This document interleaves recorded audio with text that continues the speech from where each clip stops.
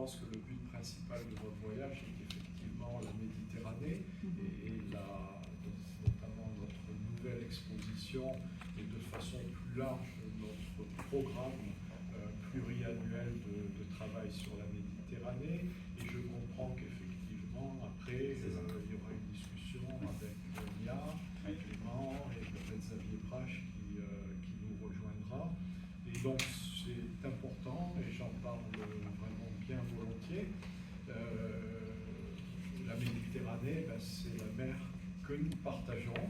Nous, on est sur la rive nord et vous êtes sur la rive sud. Et finalement, on n'est pas très loin. Hein, c'est à une relativement petite distance pour l'océan. Et la mer Méditerranée, alors, je vais essayer de ne pas dire de platitude sur les trésors culturels, biodiversité que nous partageons, mais j'aimerais juste vous faire passer à la limite un seul message, c'est que la mer Méditerranée, c'est un concentré, c'est une concentration de tout. C'est une concentration de trésors et c'est une concentration de problèmes.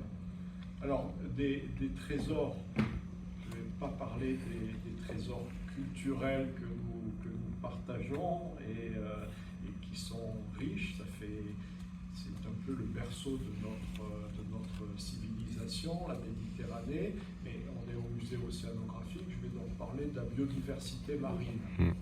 Et c'est peu connu, mais la mer Méditerranée, c'est vraiment un joyau de biodiversité.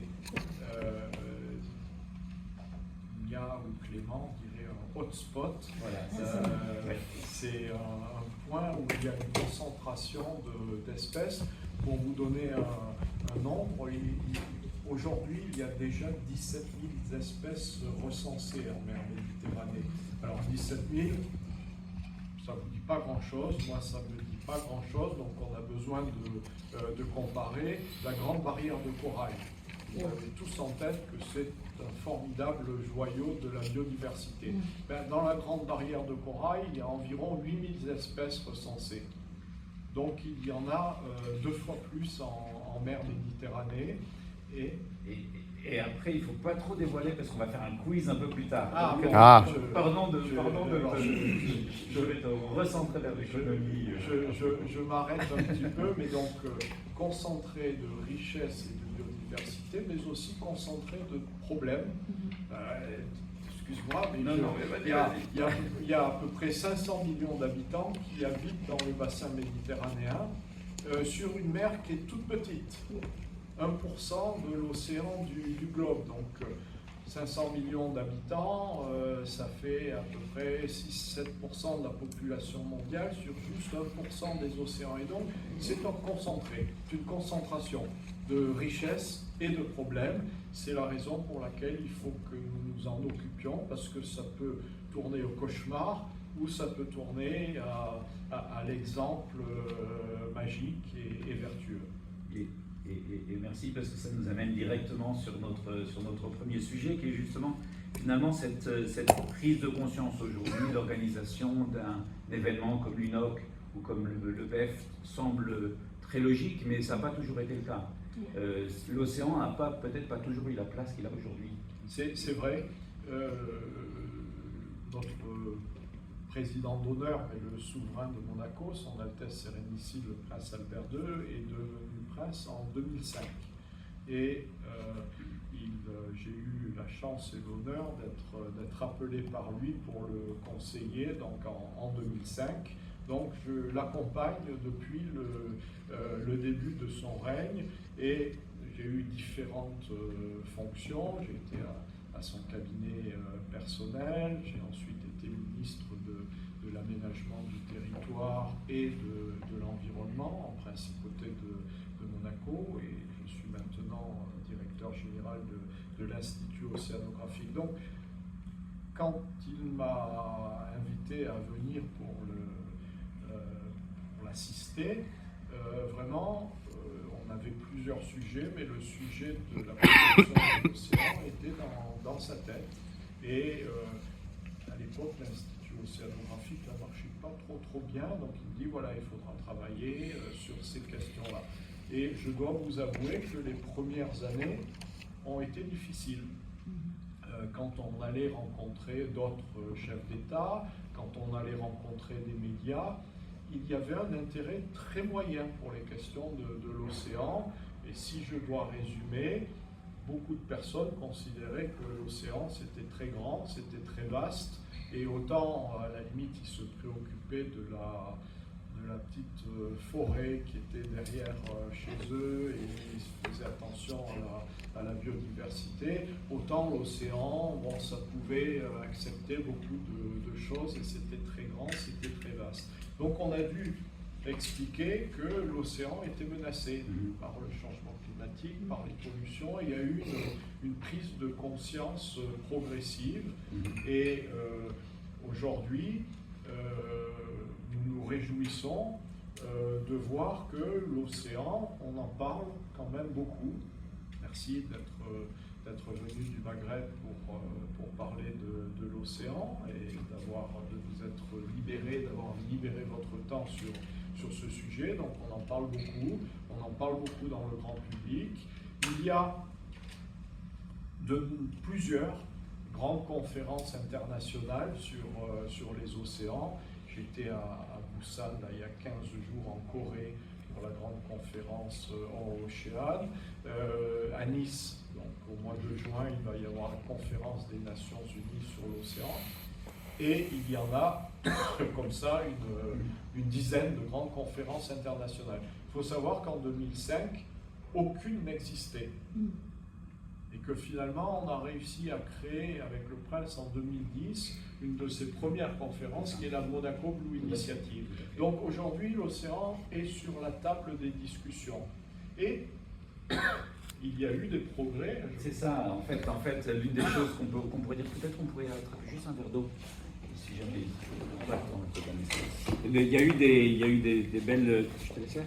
Il y a eu des belles nouvelles. Finalement, on a au moins deux bonnes nouvelles qui vont d'ailleurs sans doute nous amener à nous poser des questions pour la suite concernant la réglementation internationale et les objectifs internationaux.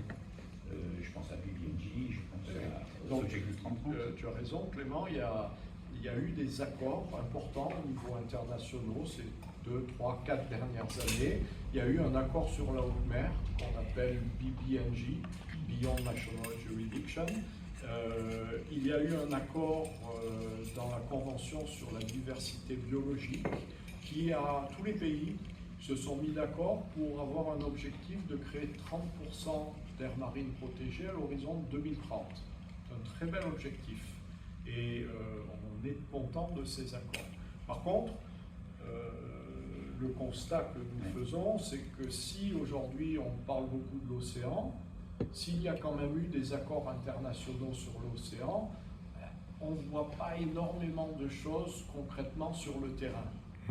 Et vraiment, notre appel aujourd'hui, si vous voulez retenir une idée, comme pour la Méditerranée, c'est une concentration, là sur l'économie maritime, c'est un appel à l'action.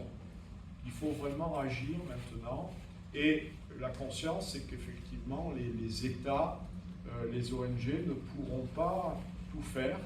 Ils peuvent faire relativement peu finalement et qu'il faut arriver à mobiliser les acteurs économiques, les entreprises, d'une façon générale, les acteurs économiques. Et ça, c'est effectivement l'objectif du Blue Economy and Finance Forum. Alors, si on a bien vu qu'on avait besoin d'aller dans l'action, on a besoin de moyens. Aujourd'hui, quel est l'état du financement de l'océan? Quels seraient les grands chiffres qu'il faudrait retenir par rapport à cet enjeu-là? Mais alors peut-être, est-ce que c'est une question qu'on veut poser à nos journalistes? Est-ce qu'on veut leur donner l'occasion peut-être Est-ce que vous avez quelques idées sur le volume de l'économie de la mer ou de l'économie bleue, comme on dit? Pas vraiment, mais apparemment il faut mobiliser dans les 175 milliards annuellement. Et on arrive à mobiliser seulement 25 aujourd'hui. Oui. C'est un grand écart. Alors les objectifs ne seront pas atteints si on reste à ce niveau de mobilisation de fonds. Écoutez, vous avez les deux nombres. Hein. Aujourd'hui, 25 milliards d'euros mobilisés. c'est le plus petit, c'est gros, 25 milliards d'euros, mais à l'échelon mondial, c'est le plus petit nombre mobilisé sur un des objectifs du développement durable. Vous savez qu'il y a 17 objectifs du développement durable, de la faim, et le 14e, c'est effectivement un océan en bonne santé. Et là, il n'y a que 25 milliards d'euros. Oui. Avant même de parler de chiffres, est-ce qu'on pourrait juste rappeler ce qu'on appelle par l'économie de la mer? Alors, c'est une question effectivement intéressante parce qu'il faut faire la distinction entre l'économie, qu'on pourrait dire maritime, l'économie liée à la mer, et celle-ci, elle est importante. L'économie liée à la mer, il y a l'énergie, l'extraction pétrolière ou gazière est très importante et amène des chiffres importants. On ne peut pas forcément dire que c'est une économie vertueuse pour l'océan. Il y a des progrès qui sont faits, ce n'est pas forcément cataclysmique, mais il y a donc les énergies, l'extraction des énergies fossiles, il y a le transport maritime, très important pour l'économie mondiale. Là encore, il y a des progrès qui sont faits, mais on ne peut pas forcément qualifier ça d'économie bleue, d'économie qui respecte l'océan. Il y a aussi la pêche, et malheureusement, vous savez que la pêche n'est pas toujours durable, et souvent c'est un peu une compétition à avoir des navires plus gros, plus puissants, et à pêcher de plus en plus loin et de plus en plus fort, quitte à avoir des stocks de poissons surexploités. Donc tout ça, ce n'est pas l'économie maritime. Ce n'est pas l'économie bleue, c'est l'économie liée à la mer. Et ce dont nous parlons, c'est effectivement l'économie bleue, c'est-à-dire une économie, il y a une définition, Clément. Oui, c'est ça, qui bénéficie aussi aux populations, qui est durable et qui bénéficie aussi au développement économique local. Voilà, donc il faut vraiment une activité économique qui respecte la biodiversité, qui respecte l'économie locale, et ça, c'est donc l'économie bleue. Et c'est 25 milliards de dollars d'économie bleue par an. Et donc, si on revient plus spécifiquement maintenant au sujet du Blue Economy and Finance Forum, d'une manière générale, qu'est-ce qu'on va identifier comme grands objectifs? Alors, ce BEF, il est co-organisé par la Principauté de Monaco, par l'Institut océanographique et puis par la Fondation du Prince Albert en collaboration avec la France. Mais finalement, qu'est-ce qu'on a cherché à faire quand on a construit le programme du BEF? C'était quoi l'équilibre qu'on essayait de trouver? Et donc, il y a, pour développer une activité économique, il faut deux choses. Il faut des entrepreneurs et des entreprises qui veulent développer l'économie et qui savent le faire. Et aujourd'hui, ça n'existe pas ou ça n'existe pas assez dans l'économie bleue. Donc, il faut activer cette notion d'activité économique bleue, blue économique, respectueuse de la nature. C'est très intéressant parce que souvent, pour développer une activité économique, il peut y avoir deux voies. Il y en a une qui est facile, on ne se pose pas de questions, on y va, et en général, on ne respecte pas trop la nature. Et puis, il y a une deuxième question où on réfléchit un peu plus, on a un peu plus de connaissances scientifiques et autres, on prend une voie qui est tout aussi bonne en matière de développement économique, mais qui, elle, respecte la nature. Et celle-là, elle est d'ailleurs meilleure économiquement sur le long terme. Donc, il faut qu'on aide les entreprises à faire le choix vers l'activité bleue et respectueuse de la nature. Donc, il faut des entreprises et il faut de l'argent. Il faut des financiers. Donc, lors de ce Blue Economy and Finance Forum, on va avoir des entreprises et on va avoir des financements. Et notamment au niveau de financement, il faut développer, c'est ça la difficulté, toute la palette de financement. Des financements les plus publics, donc le financement par l'État, aux financements les plus privés, les venture capitalistes, les private equity funds, et là-dedans il y a les banques multilatérales de développement, les fonds mondiale, le fonds, les fonds souverains, les fonds philanthropiques, parce qu'il y a quand même pas mal d'argent qui est apporté par la philanthropie. Alors la philanthropie, elle ne peut pas faire... ce qui est intéressant à voir, c'est que la philanthropie peut faire des choses. Mais si la philanthropie fait quelque chose toute seule, qu'elle va financer 100% de l'économie, ça ne va pas avoir d'impact. Par contre, la philanthropie peut arriver à certains moments à financer le démarrage d'une économie ou à financer les 10% qui manquent. Et là, ça a un impact beaucoup plus grand. C'est ce qu'on peut appeler des financements hybrides. Donc voilà tout ce qu'on va essayer de développer pendant ce Blue Economy and Finance Forum, avec notamment la distinction entre les activités, ça on pourra y revenir, les secteurs d'activité, les activités qui ont pour but vraiment un but économique en respectant la nature, et des activités qui ont carrément un but de régénérer la nature. Et pour ce qui concerne à la fois les intervenants et les participants, on a finalement aussi cherché à avoir un mix entre des représentants du secteur privé, des scientifiques, des acteurs aussi du monde réglementaire et des gouvernements. On a tous les acteurs de la société qui sont effectivement présents au BEF, ce qui est la particularité étant effectivement la présence des entreprises et des financiers. Parce qu'assez fréquemment dans ces grandes réunions sur l'océan, il y a les chefs d'État, il y a les diplomates, il y a les techniciens, il y a les scientifiques, il y a les ONG, mais très souvent les entreprises ou les banques, les financiers sont absents.